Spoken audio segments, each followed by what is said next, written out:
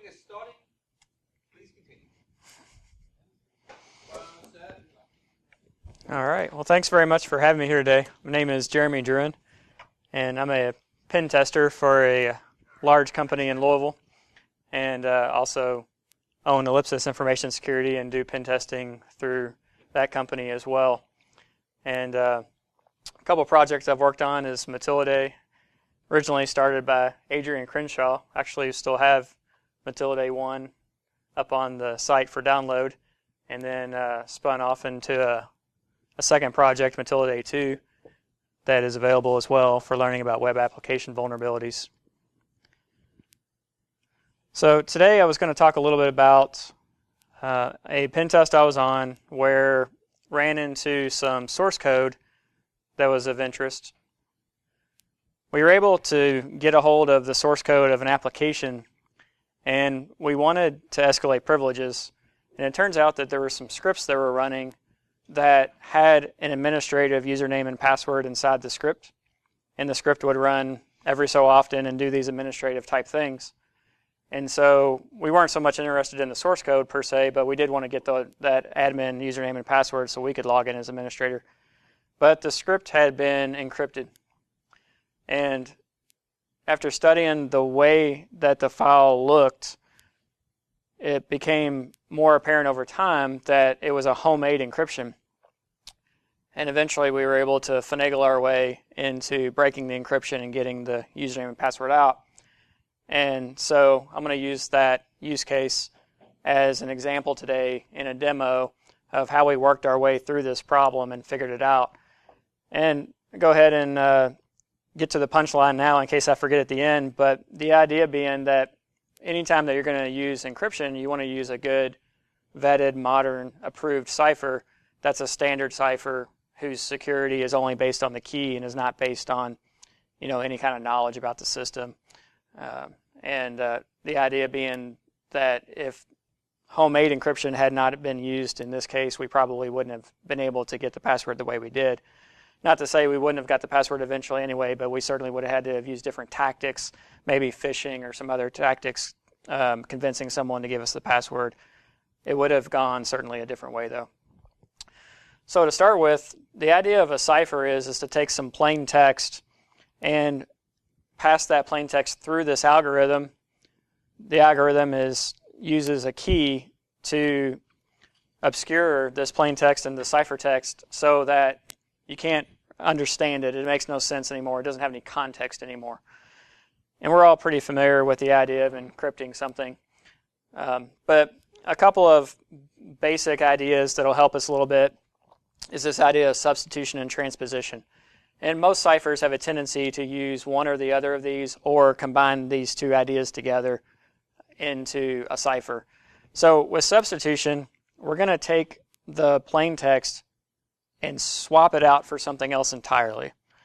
So it won't be the plain text anymore. Maybe the letter A gets substituted for the letter X, or maybe the letter B gets substituted for the number 14. But the plain text is actually gone and has been replaced by something else. With transposition, we're not actually going to change any of the plain text at all, but we are going to shuffle it around a bit. So it won't be in the same order that it was in before. It's kind of like shuffling cards. You don't actually add more kings to the deck or change the heart into a shovel. You just simply change the order of the deck when you shuffle the cards. And that's the idea behind transposition. So we're going to look at two basic types of ciphers. There's, not surprisingly, substitution and transposition ciphers. And the substitution ciphers, there's a lot of different types, and one of them will be of particular interest today. To start with, we have a simple substitution cipher. Depending on how the key is set up, sometimes these are called Caesar ciphers with a key of 3 or ROT13 with a key of 13. But the idea is that you have a number that is essentially the key, and you're going to shift the letters that many positions. And so if we used a Caesar cipher, for example, the letter A would be shifted from A to B, C, and D, because D is 3 positions away from the letter A. ROT13 is what we call an involutory key, at least over the English alphabet, that has 26 letters. because if you run rot13 twice, you'll get back what you started, since 13 done twice is 26. In other words, you circle all the way back around to the letter you started with. The next best cipher, I suppose you might say, working off of the shift cipher, is the polyalphabetic cipher. And the idea here is we're still going to shift the letter some amount, but each letter gets its own shift. So the first letter gets shifted by the key for that column, and the second letter gets shifted by the amount for that column. And in a good password, those would be different than one another. So let's take the key 1, 2, 3, 4, 5. We would shift the first letter 1 spot, the second letter 2 spots, the third letter 3 spots, and so on. When we got to the sixth letter, we start back over and we'll shift the sixth letter 1 spot again. And on the example here, we can see that the word aardvark starts with 2 A's, but you'll notice that in the ciphertext, it came out using the eye chart on the right to be BC, because there was 2 different keys, for the one for the first letter, one for the second letter, one for the third letter, and so on and so forth. The polygram substitution cipher is a lot more like what the modern block ciphers use. The standard ciphers we would use today, like DES and AES, tend to behave this way. And what's going on here is you're taking entire blocks of plain text and you're swapping out the entire block for a whole new block of ciphertext. Makes it a whole lot harder to do the cryptanalysis. And in fact, DS and AES both have this idea of substituting entire blocks after doing some what they call mixing, which is to take the key and mix the plain text up before you go in and do the substitution later in the S box.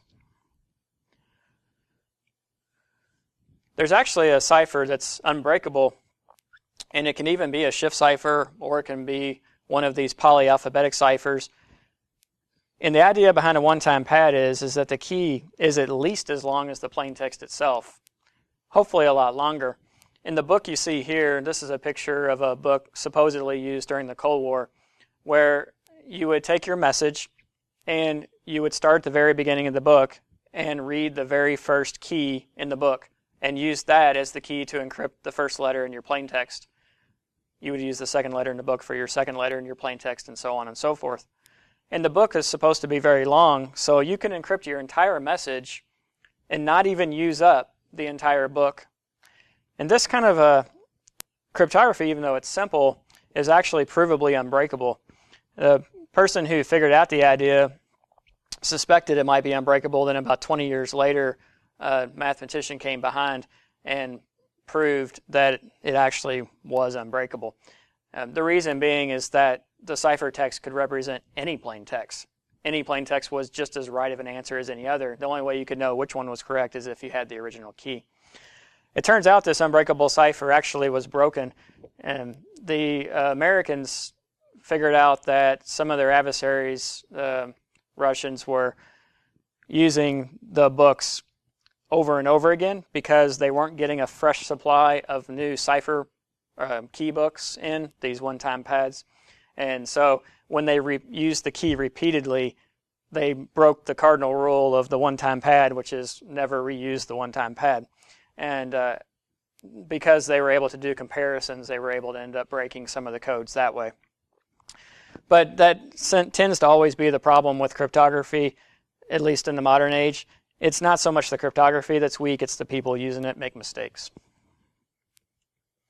In the transposition cipher, this is one of those permutation ciphers where basically you're just taking the letters and moving them around.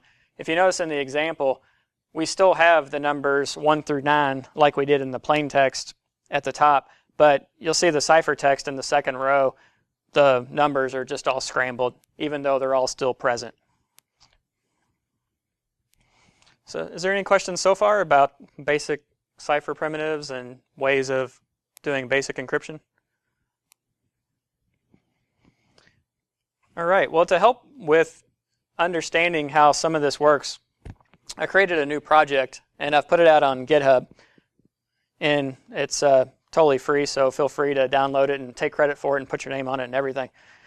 The idea is that I wanted to implement a lot of the classical ciphers, shift cipher, the Vigenère, which is polyalphabetic, Hill cipher, which is one of those block ciphers we talked about, a substitution cipher or permutation cipher to do the transposition. And also some utilities that would help you be able to do the math that's often associated with breaking these kinds of ciphers and go ahead and automate that process. So for example, we have the hilarity, which implements the Hill cipher, and then we have maitre d', which does a lot of matrix math to do things like transpositions and adjuncts and stuff that you need to be able to end up trying to figure out if keys are involutory, if you can break them, and so forth. We have the Shifty and Affinity implement two kinds of shift ciphers, the shift and affine cipher. And then Vigenary is the one we're going to use today, and it implements the Vigenère cipher, one of the polyalphabetics. And the script that I was talking about early on, that was a polyalphabetic. It was a type of Vigenère cipher that the person had changed just a little bit, but conceptually the idea is going to be exactly the same. So I figure the way to learn this the best is let's do the encryption wrong. We'll use these classical ciphers in a not so secure way, and then let's work through breaking that cipher. And I have substituted a new file for the original one, so there's nothing is being disclosed here that's secret. But the idea of actually breaking things on purpose, I think, is a useful way to learn a lot of concepts in information security, and especially if you're doing programming. Anytime that I'm helping folks with learning programming, I like to try to do syntactical mistakes on purpose in order to cause the error to occur. That way, down the road, when you make that same mistake again, you'll actually have a chance of remembering, oh, that error means that I probably did this kind of thing wrong. And so we're going to sort of do that same thing with Vigenère. Vigenère also makes a good cipher to study because it's actually not very easy to break. It's fairly difficult if you're new to doing any kind of cryptanalysis. But on the other hand, we can do it. It'll take about 20 minutes, but we can actually break the Vigenère cipher even if we don't know what the password is. It just takes a bit of analysis and putting some tools together. And that's another reason I like to use it as an example is it does let us use a couple different techniques. We're not just going to do one simple thing and be done with the problem. So the setup is we're going to take a picture, JPEG to be specific, and we're going to encrypt that JPEG and then go about the business of trying to figure out what the password is. So of course, if you're going to do this in a classroom environment, one of the best ways to do it would be to partner up, have someone encrypt the file for you with a secret password, and then you all trade and try to break each other's files. And don't worry about copying the code here that I used to do the encryption on the slide. On the GitHub site is the typical readme.md file you normally see associated with GitHub projects, and all of the commands are already there online for you. So we've encrypted this file and come up with encrypted funnycat1.jpg that eventually we're going to attack. So the strategy is going to be to talk about a couple of statistics that are going to help us. We don't really know which ones. We're just going to kind of throw the kitchen sink at it and see what pops out. We also need to talk a little bit about traffic analysis because there's going to be this question that's going to come up of how do you know what kind of file it is you're trying to decrypt? Also, we're going to look at what JPEGs normally look like, look at how Vigenère changes JPEGs. Then we'll have to go about the business of figuring out what the key length is. You'll see why later. And finally, we'll try to recover the key bytes. So as far as statistics goes, today we're going to use just the plain stuff, the mean, median, mode, standard deviation. Entropy can be helpful to help understand files. Like, for example, entropy is real useful if somebody changes a file extension on you from TXT to JPEG. The entropy would give that sort of thing away right away. And we're also going to need a little bit of probability and something called the index of coincidence. That's going to be super helpful pretty soon. All right, so before we get rolling, any questions up to this point? All right, so first let's talk about traffic analysis because we're going to have the same problem in this type of pen testing as we are in all kinds of pen testing. We need to learn about the adversary, a lot about the adversary. The success of the pen test is largely going to hinge on this step. So you have tools that are specifically designed just for this step. In general, we talk about tools like ReconNG, or we talk about Shodan, or other tools like that, where we're doing this sort of passive analysis, this reconnaissance, where we're trying to learn as much about the target as we can. And doing cryptanalysis is no different. You need to learn as much about what it is you're trying to decrypt and how it was decrypted. And so let me repeat that again, because those 2 points are really important. You really need to know what kind of data it is you're trying to decrypt, and you need to know as best as possible what kind of cipher was used to do the encryption. So those are 2 really key points. And traffic analysis can help you with that. You look at who's talking to who and what were they talking about. Did somebody say in a text message, I sent you that picture? That would be a big clue right there. Were they emailing back and forth about how one of them needed a spreadsheet from the other one? Tools like Wireshark and TCP dump and other kinds of traffic capture tools can help you get that kind of information. You may not necessarily be able to read what it is they're sending back and forth, but just what they're saying can give you clues into what's going on in the situation. So now we'll look at what the JPEG files so-called look like normally. What kind of byte structure do they have? What do they typically look like? Not encrypted at all, just what does a normal JPEG picture look like? So one of the ways we can do that is to take those statistics that we talked about earlier and run them on these plain old everyday JPEG files. And if we do those statistics on enough JPEG files, we should get a really good understanding of what a standard JPEG file looks like. One way to do that is just take a bunch of pictures and do the analysis on them and see if you can figure out anything in common. So we'll take these 4 pictures here, 3 of which are similar and 1 of which is deliberately different, and see what kind of statistics we can get on them. These are the commands to run the basic statistics. Again, all of it's in the README file on the project page. But the basic idea is we're going to have this program freq.py, which is a frequency analyzer, and it's going to help us run these stats automatically, which is frankly the best way to do statistics. Trust me, having tried it both ways, automated is awesome. Also, we can look at the histogram, which is just a picture view of the frequency of the bytes. Is byte 47 twice as popular as byte 26, for example? A histogram draws a nice, pretty picture, and we can intuitively get that information fairly quickly.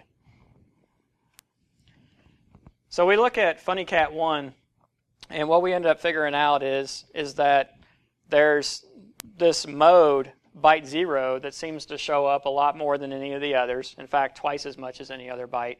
And we also see some things like that the arithmetic mean is 123 and the median is 123. Those are not too far off of the standard value.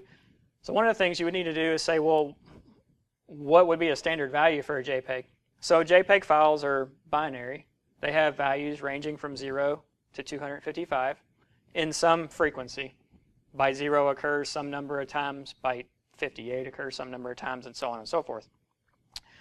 So the closer that the median is to 128, 255 divided by 2, 127.5, but if you round up, about 128 would roughly be the middle, right? So JPEG files actually are 123, so they're not really very even, right? They're actually skewing down away from the median. The standard deviation is kind of the average amount that you deviate from the average. I know it's confusing. It's like an average of average.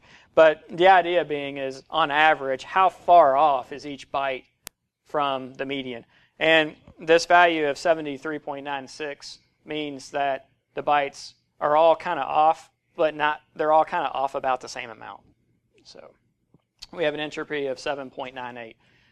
And that comes in handy if somebody actually sent a file, like, let's say they not encrypted, let's just say that they sent a text file, a text file that was a book, or an English book.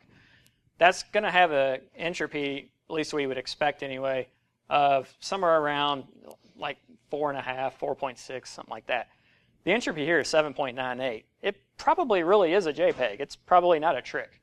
We could also look at the file headers and make sure it starts with the FFFE or whatever the JPEG start symbol is and the end symbol, and do things like that just to make sure we're on the right track. So we do this again for the second picture and get largely the same statistics. Byte 0 is dominating. It's not, on average, perfectly distributed bytes frequency. the third picture ends up being pretty much a duplicate of the first two as far as statistics go. You know, slightly different, but not a whole lot. And then we get to Larry Bird. And Larry Bird has actually got a mode of 32, which is a space character. All the other three had a mode of 0, so that's different. So it is kind of interesting to pull in some pictures that are different just to prove the point that you really want to be as specific as possible. Like if you feel like your adversary is encrypting a map of the battlefield, for example, you probably really want to look at JPEGs that are maps of geographical areas and do your statistics on those and not just pick any random JPEG that you got off of Google Images or whatever. If you think it's satellite imagery that's been encrypted, then grab satellite imagery images and do statistics on those, right? Because you want to try to get the statistics as close to your target as possible. Whatever it is you can learn from that traffic analysis is going to be really helpful. So finally we get this chart that basically shows that the mean, it turns out, is probably not super interesting, except for the fact that the mean does tell us JPEGs do not have a normal distribution. Great. The mode has predominantly zeros, all except for Larry Bird. That's going to come in super handy. So again, the mode is the popularity contest of statistics. The mode is the most popular character in the file. So what we've established here is that we think that our encrypted file is a picture of a funny cat because the name of the file from our traffic analysis is encryptedfunnycat.jpg.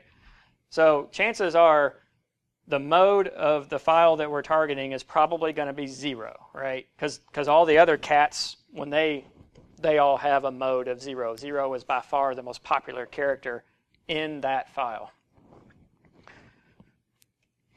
All right, so now let's look at how does Vigenère, the cipher itself, change the files. So, because in their traffic analysis we learned that it's an encrypted funny cat, and we also learned that they're using this Vigenère cipher. All right, and just a side note, in the pen test, the way we figured out what the cipher was is on another server they had actually left a program that did the encryption. They didn't have the key or anything like that, but just the actual program itself, the binary that did the encryption was there. And so we encrypted some files and that we had deliberately filled with like all zeros and stuff like that, you know, files that are good for understanding statistics. And that's how we figured out later that it turned out to be a Vigenère cipher. So here's our strategy for studying this Vigenère cipher now that we've kind of studied these JPEGs in the first round. So we're going to encrypt this file, and we're going to run statistics on the file just like we did on the plain text. We'll compare those stats and see if anything makes sense. These are the commands that I use to encrypt a file. I use the Vigenère program to do the file encryption, and then again we're going to use the frequency analyzer to do the frequency analysis. So same frequency analyzer program run the exact same way that we did for the other files.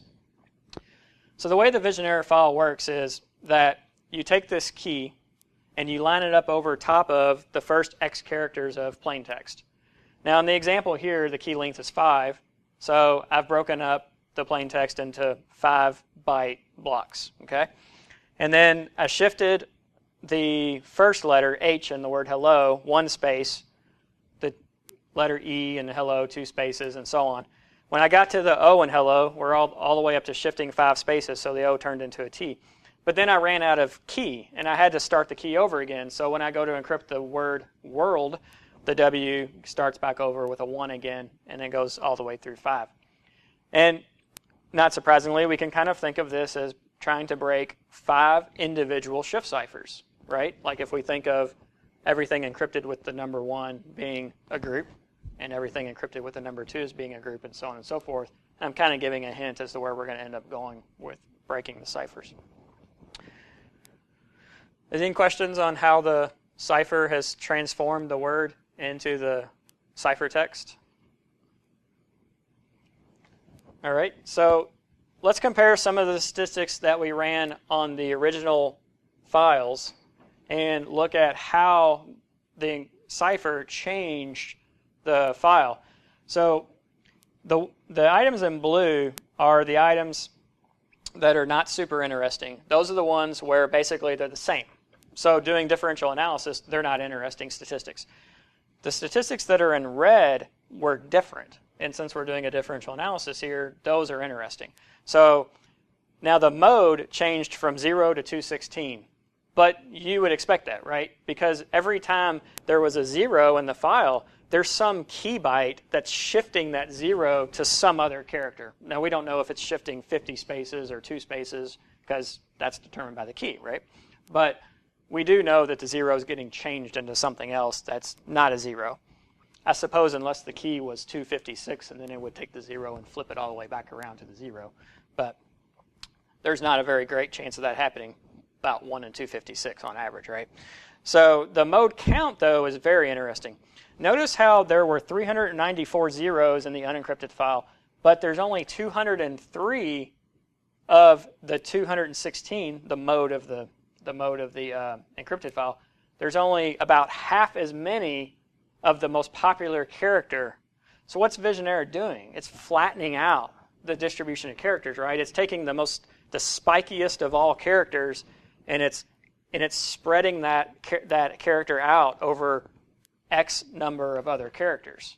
So if you had to guess, how many other characters do you think that the mode is being spread out over?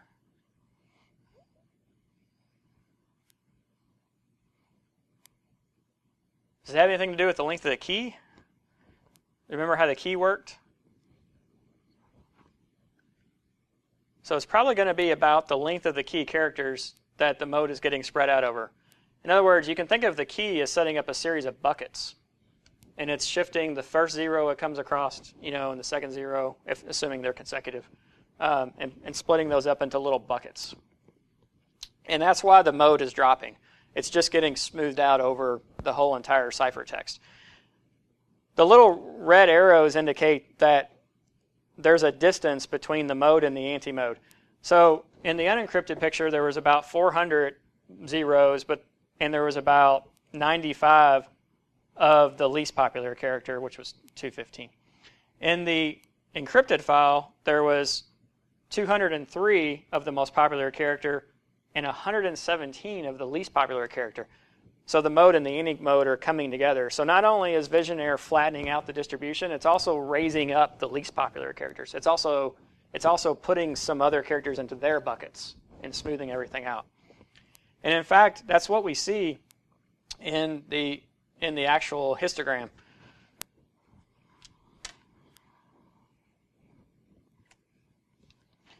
So if we do clear the screen, if we use the frequency analyzer, so if you need help, you can just do -H. But the idea is going to be to do the CPM, which is count, percent, and histogram. And we're going to do that on the test file.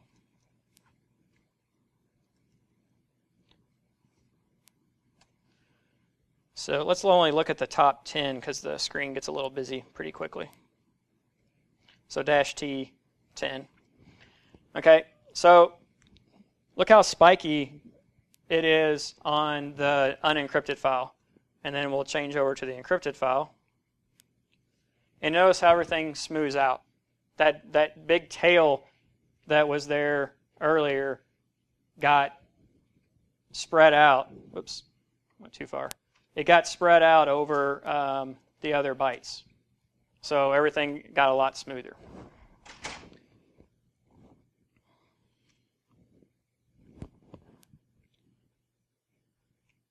All right, so now we'll take a look at how can we actually break this cipher. Well, the idea we hinted at earlier, we said that the way the Vigenère was working, the first character, the 6th character, the 11th character, and so on and so on and so on, were all getting encrypted with the same key. And then the 2nd character and the 7th character and the 12th character, and so on and so on and so on, were getting encrypted with the same key. Now, of course, the reason that it's in blocks of 5 in this example is because the key length in this particular example happens to be 5 characters. That's where we run out of key and we have to start over. So there's 5 buckets. If we rearrange that ciphertext we just looked at, let's line up the columns. So the hello world turned into ignot x quippy. Okay, so we're going to take the I in ignot and we're going to line it up over top of the x and x quippy, because we know that those two characters were both encrypted with the same key. In this case, we know what the key is. It was the number 1, right? And we know that the next two characters were both encrypted with the number 2, and so on and so forth. And that makes it possible for us to treat these characters as being just a simple little shift cipher. Now, if we knew the mode, the most popular character of the ciphertext column, it might be reasonable to assume that's probably the encrypted version of the mode from the plaintext. 0 is probably the encrypted version of 0. So now this is turning out to be actually not too difficult. We just need to line up the ciphertext into these columns. But there's a major problem. We don't know how long the key is because we don't know what the password is. So we need to go about figuring out how long the key is. So the plan is going to be to do exactly what we talked about, which is to line everything up in the columns and then just figure out what the mode is and just guess that that's probably, most likely, statistically speaking, the character 0 encrypted. And we'll just shift backwards that many bytes and boom, that's the key. But we're going to have to figure out how long the key is to do that. So one of the ways we can do that is through index of coincidence. What we'll do is again, take that entire ciphertext and make a copy of it. Put it underneath of itself. And then we're going to shift it over one spot. And we're going to run the statistics on that spot and figure out, well, what's the chances of getting doubles? And then we'll shift the ciphertext beneath itself 2 spots. And again, figure out what's the chances of getting doubles. 3 spots, 4 spots, 5 spots, 6 spots. And we'll keep going, and we'll keep running these statistics, counting what are the chances of getting doubles every time we shift the ciphertext over one more spot underneath of itself. So there's a fellow named Friedman who came up with this idea originally, and he, not surprisingly, was trying to break the Vigenère cipher. At this time, the Vigenère cipher had been a military-grade cipher for almost 300 years. So this thing had been proven itself really well for a long time. Again, this predates the time of computers. And so the cipher did really well against manual analysis until this fellow came along. And so he came up with this counting formula here, which just, what it does is it just counts the occurrences of doubles and then divides by the number of chances that there were to have doubles. In other words, the number of letters that were compared. So here's an analogy. This is not the index of coincidence, but this is an analogy. Imagine I took the letters of the alphabet, 26 of them, and I put them into a bag, and I said, pick a letter. The chances of you getting any particular letter in that case is about 1 in 26. We put the letter back in the bag, shake it up again. I say, pick another letter. The chances of you getting any particular letter, 1 in 26. So the chances of you picking the same letter 2 times in a row, assuming the contest is fair, is 1 in 26 times 1 in 26.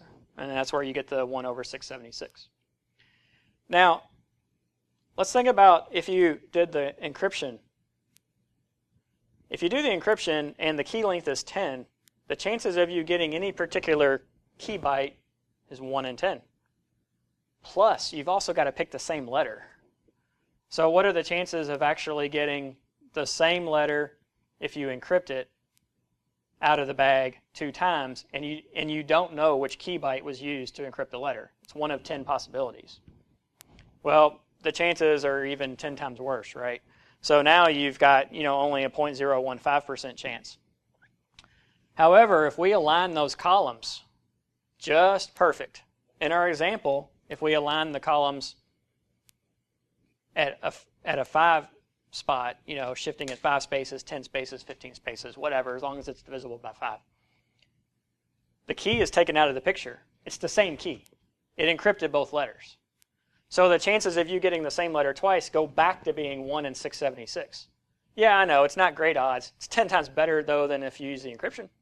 So I think we're on to something here. Now, in real life, index of coincidence does not work that way. I was just drawing an analogy. Letters are not 1 in 26 chance. The letter E is much more likely than the letter Z. The letter T and the letter A are much more likely than the letter O and P. Okay? And this table actually shows the frequencies of the letters. And this is the formula for the probability of actually getting a particular key byte. Because what we didn't take into account before is there's more than one way to get the same ciphertext. After all, the letter E shifted once as F, but so is the letter D shifted twice, and the letter C shifted 3 times. So there's actually a lot of different ways to end up getting the same ciphertext. But the odds are still going to be in our favor. So let's say that you take these frequencies of these English letters, okay, and let's presume that it's plain text, and you multiply up all those frequencies. So you got to take the chance of getting a letter A in the first place times the number of A's that are actually in the batch, and then the chance of getting a letter B times the number of B's, and so on and so forth. And what you'll end up finding is that when you multiply all that out, it comes out to be 0.065. So remember 0.065. Now, if you go back to our random chance example, in other words, remember how Vigenère had a tendency to kind of smooth everything out? The mode got spread out. So in English, the mode is the letter E, usually, right? I mean, typically it occurs about 12.5% of the time, and the next best letter is T, around 10%. So the Vigenère, though, smoothed out all those bumps in the road, right? So if you take something and it's perfectly encrypted, we'll just go back to assuming you've got exactly a 1 in 26 chance of pulling that ciphertext out of the bag.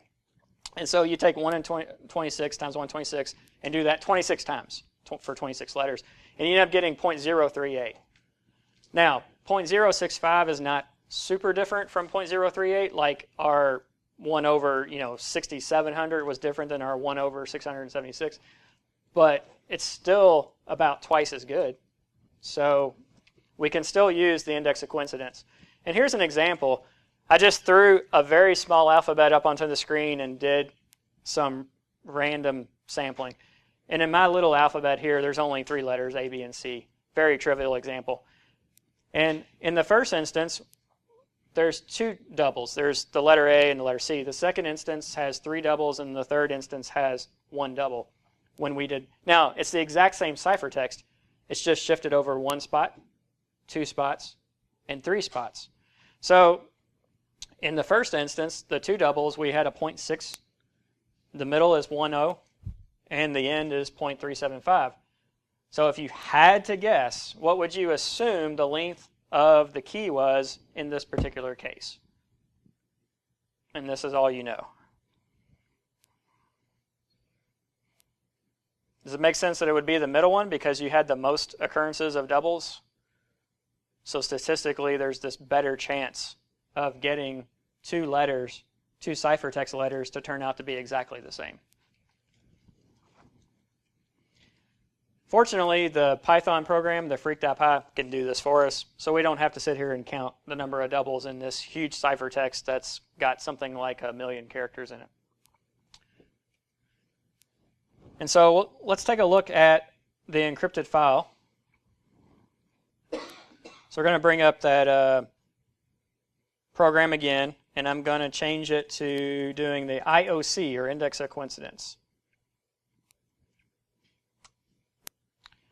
All right, and it runs for 49 shifts, okay? So check out the histogram. When we get to 8 shifts and 16 shifts and 24 shifts, while it's not 10 times as likely that we're going to have that character end up being doubles, it does seem to be a lot more likely, doesn't it? And it can't be a coincidence that it happens on the 8s, 8, 16, 24, 32, and so on. Chances are that key is 8 characters long.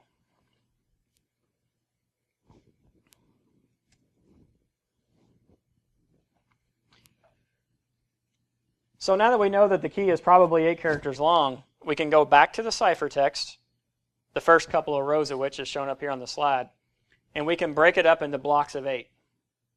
And we're going to take those blocks of 8 and line them up underneath one another. We're going to end up with very tall columns. The first column, all encrypted with the same key of the password. The second column, all encrypted with the same key of the password. and so on and so forth. So all we need to do now is solve 8 shift cipher problems, put it all together, and we should be able to recover the password. So the way that we're going to do that is we're going to assume that the mode of the column of ciphertext is the number 0 encrypted, because byte 0 was the mode of the plaintext in cat pictures that were encrypted, right? So let's just say, for example, like we can see on screen here, byte 17 happens to be the mode of the very first column. Let's assume that byte 17 is 0 encrypted. That means that the key used to encrypt the 0 must have been 17 because it was shifted 17 spaces. The second column mode is actually only 14. So chances are byte 14 is the key because 14 minus 0 is 14, and so on and so forth. And we'll do that for all 8 columns and see what we end up getting.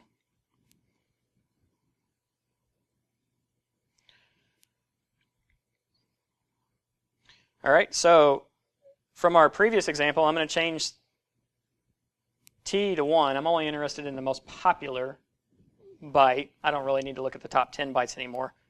I'm going to add the G for guess, and then I'm going to add the COL or columns, and I'm going to put in 8. And I have to put in 8 because the IOC exercise told us that the password was 8 characters long. All right, and let's look at the results. Oops. Let's start with the first column. Okay, so byte 17 is the mode. R is the 17th character in the ASCII character range if you start from counting from the letter A anyway. Okay, and uppercase R, of course, is the 17th character if you start counting from the capital letter A. And number-wise, that's the letter A if you start counting from the number 0. Do we know which one is the right letter? No.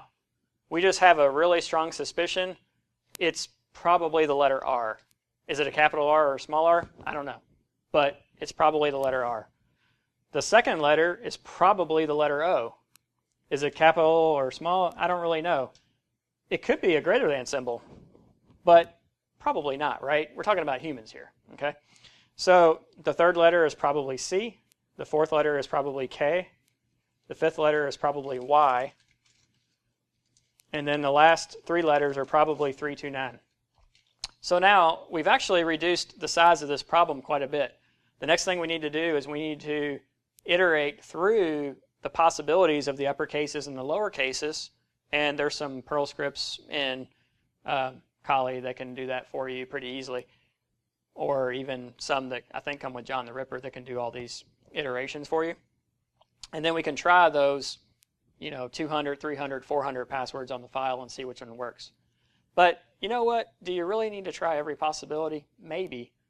Chances are, though, if a person picked this password, it's probably capital ROCKY329 or just ROCKY329, right? So just give those 2 a shot.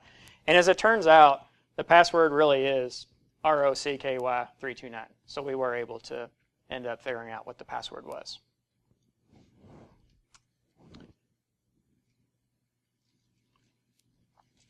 So here we see the ROCK starting to show up because we're going to figure out what the mode is and then shift down that many bytes. And this is the Python that we just ran to do that analysis. And we ended up getting back the password Rocky329. Not case sensitive at all, as it turns out, in this particular exercise. The password that they used in the real life file was 32 characters long, and it didn't matter, because the length of the password doesn't make the problem any more difficult. The IOC told us in one command that the password was 8 characters long. We didn't have to run 8 commands or 32 commands, right? One command. The problem really is linear, and that's why the Vigenère cipher falls somewhat relatively easily, because it is doing a linear shift on the characters. It's a complicated shift, kind of like the affine cipher is a little more complicated than the shift cipher, but it is linear, so we can get it in linear time. So how could we make this better?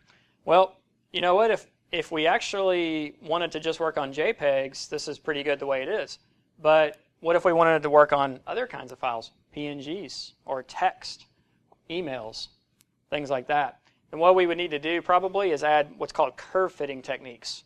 The idea being, if I want to make sure that I've decrypted something that's English and I want to test and see if it actually kind of looks like English, the E ought to show up 12.5% of the time. The T ought to show up about 10% and the A about 9% and so on and so forth, right? Imagine that being a curve.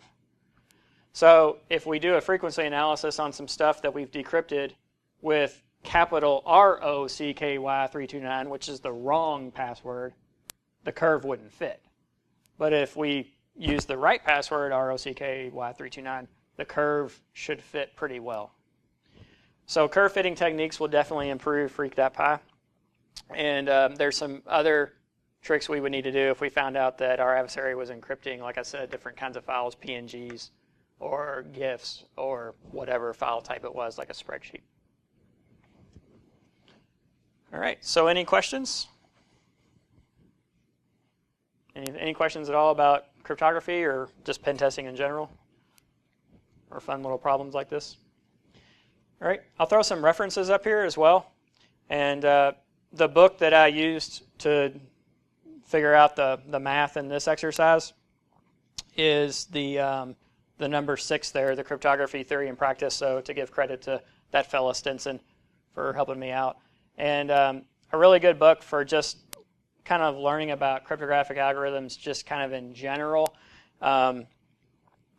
is this one here. Oh, sorry, I didn't put it in here. It's by Parr, P-A-A-R. I apologize for not putting it on the slide. Christoph Parr. I guess that's how you say it. I really liked his book. It was really easy to read and really easy to understand for somebody who's not a math major like me. So that's also a really good one. All right, I'll leave my contact information up here for a few minutes, and thanks very much for having me today.